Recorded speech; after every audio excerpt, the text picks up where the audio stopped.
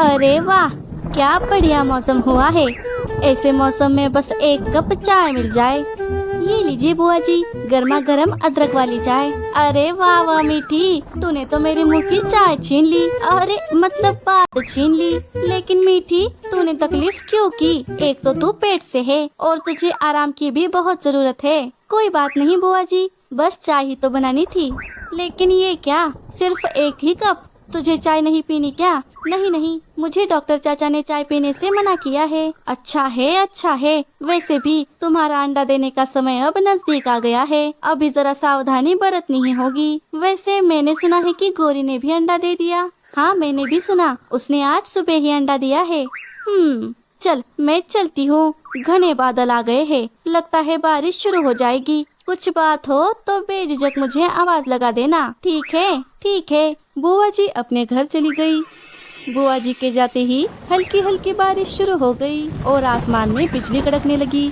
अरे लगता है बड़ी तेज बारिश आने वाली है। मीठी अपने घोंसले में आराम कर रही थी, तभी उसके पेट में दर्द होने लगा। अरे ये क्या, मेरा पेट। लगता है अंडा देने का समय हो गया है।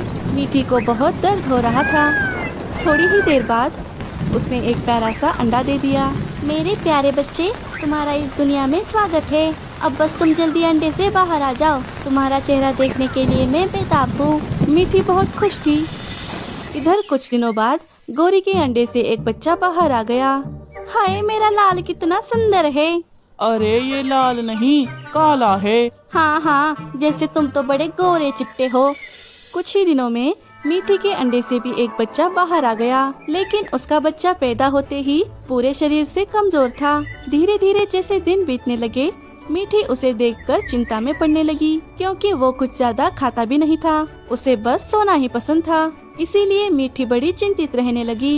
एक दिन बुआ जी मीठी के घर आ जाती है। अरे तू चिंता क्यों करती है मीठी, हम बच्चे को डॉक्टर को दिखाते हैं, वो कुछ न कुछ जरूर करेंगे। थोड़ी देर बाद मीठी डॉक्टर चाचा को अपने घर बुला लाती है। डॉक्टर मीठी के बच्चे को अच्छे से चेक करते हैं। मीठी बेटा, ये बच्चा तो पैदा होने से पहले ही कमजोर है और मुझे लगता है कि आगे भी इसका शरीर और दिमाग उतने तेजी से काम नहीं करेगा। क्या? लेकिन इसका कोई उपाय भी तो होगा। नहीं, दवाइयों से इसका इलाज नहीं हो सकता। बस तुम्हें ही इस बच्चे का ख्याल रखना होगा। उसका दिमाग बहुत नाजुक है, इसीलिए उससे कभी भी ऐसी कोई बात नहीं करना जिससे उसे बुरा लगे। नहीं बिल्कुल नहीं, मैं अपने बच्चे का बहुत ख्याल रखूंगी। उसे किसी भी चीज की कमी नहीं होने दूंगी। ये लो कुछ जड़ी बूटियाँ, इन्हें रोज पीस कर इसे खिला देना। जी ठीक है।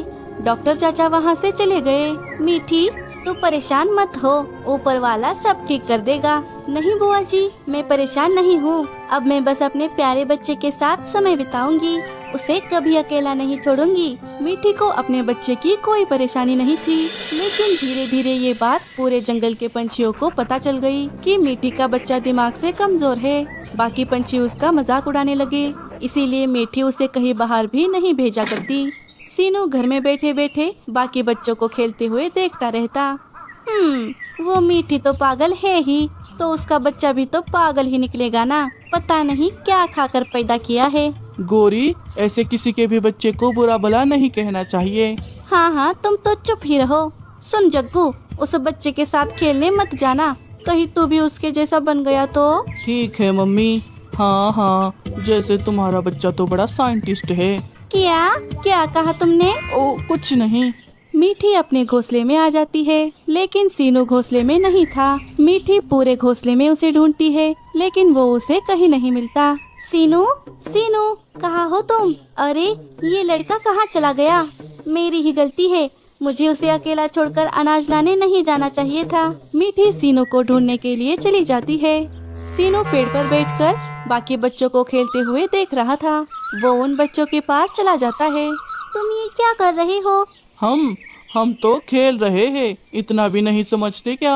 अरे बबलू, इससे बात मत कर। मेरी मम्मी ने इसके साथ खेलने और बात करने से सख्त मना किया है। कहीं इसके साथ खेलकर हम भी इसके जैसे ना बन जाए। तभी मीठी सीनू को ढूंढते ढूंढते वहाँ पर आ गई। अरे ये सीनू यहाँ पर क्या कर रहा है?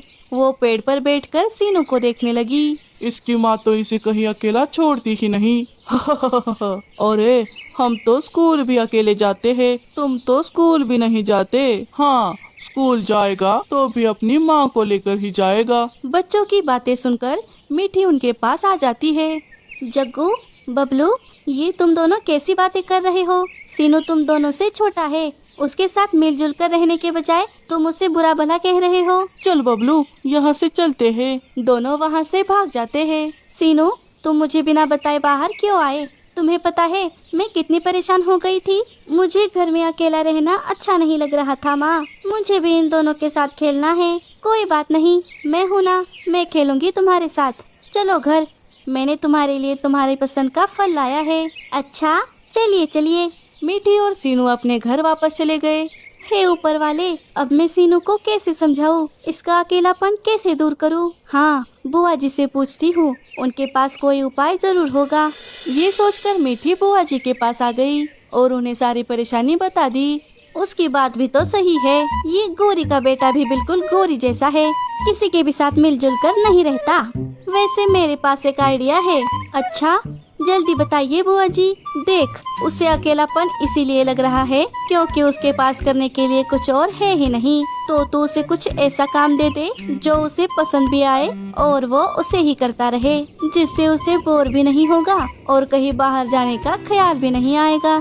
हाँ, ये तो मैंने सोचा ही नहीं। ये अच्छा आइडिया है, मैं कुछ ऐसा ही करती हूँ। शुक्रिया बुआ जी। लो, अब तो कब से शुक्रिया करने लगी। तू तो बस मुझे एक मीठी चाय पिला दे, मैं उसी में खुश हो जाऊंगी।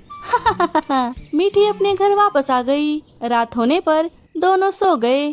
तभी तेज हवाओं की वजह से उनके घोंसले की खिड़की टूट जाती है, जिससे ठंडी हवाएं घर में आने लगी। अरे ये क्या, ये खिड़की कैसे टूट गई? कहीं ठंड की वजह से सीनू उठ न जाए। हवा रोकने के लिए मीठी खिड़की पर कुछ पर्दे लगा देती है। चलो, फिलहाल के लिए तो हवा बंद हो गई है। अब कल सुबह सुबह मुझे इसकी मरम्मत करनी होगी। सुबह होते ही मीठी कुछ लकड़ियों से खिड़की की मरम्मत करने लगी। माँ, ये आप क्या कर रही है? अरे, वो हमारी खिड़की टूट गई है ना, वही ठीक कर रही हूँ। अच्छा, तो मैं भी आपकी मदद करता हूँ। नहीं नहीं, तुम रहने दो, मैं कर लूँगी।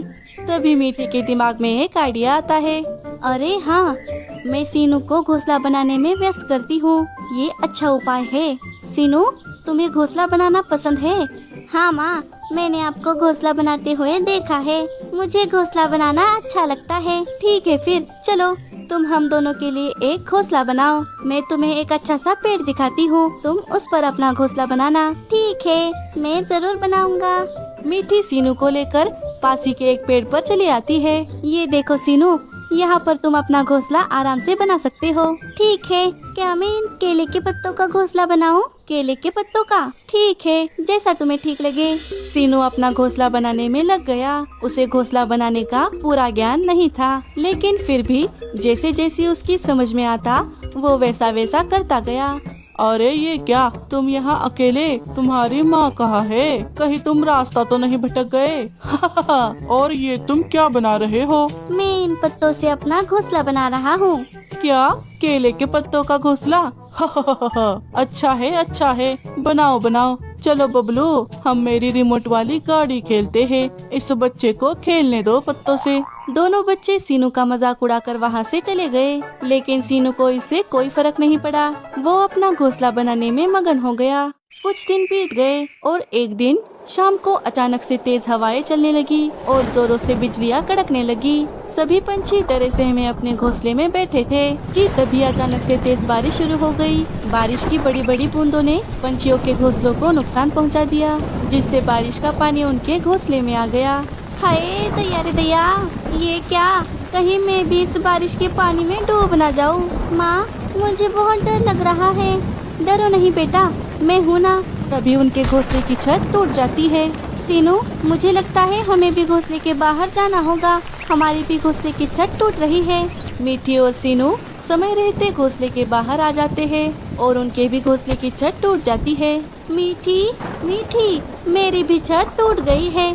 अब हम क्या करेंगे? पता नहीं बुआ जी। माँ, मैंने बनाए पत्तों के घर में चलते हैं। हाँ हाँ, चल चल। क्या? लेकिन बुआ जी, वो घोंसला उतना पक्का नहीं है। अरे जैसा भी हो, सिर ढकने के लिए मिल गया तो बस है, चलो रे। तीनों पत्तों के घोंसले के पास आ गए। सीनू ने बनाया पत्तों का घोंसला देखकर मीठी और बुआ जी चौंक गई। सीनू, ये घोंसला तुमने बनाया है? हाँ, ये मैंने ही बनाया है। वाह वाह सीनू बेटा, तूने तो बड़ा कमाल कर दिया। देखा मीठी, मैं ना कहती थी हमारा सीनू बहुत होशियार है। हाँ बुआ जी, आज मेरी जिंदगी का सबसे खुशी का दिन है। अरे वो किसका घोंसला है जो इतनी बारिश से भी टस से मस नहीं हो रहा? चलो दोस्तों, हम उसी घोंसले में पनाह मांगते हैं। सभी घोंसले के पास आ गए। मीठी सभी को अपने घोंसले में ले लेती है। मीठी, तुमने ये घोंसला कब बनाया? हमें तो पता ही नहीं था। अरे ये घोंसला मीठी ने नहीं, हमारे सीनू ने बनाया है। क्या? बुआ जी मजाक क्यों कर रही है? नहीं मम्मी, हमने सीनू को घोंसला बनाते हुए देखा था। वाह सीनू बेटा, तुम तो बड़े होशियार हो। हमारे बच्चे तो बस खा खा कर मोटे हो रहे हैं।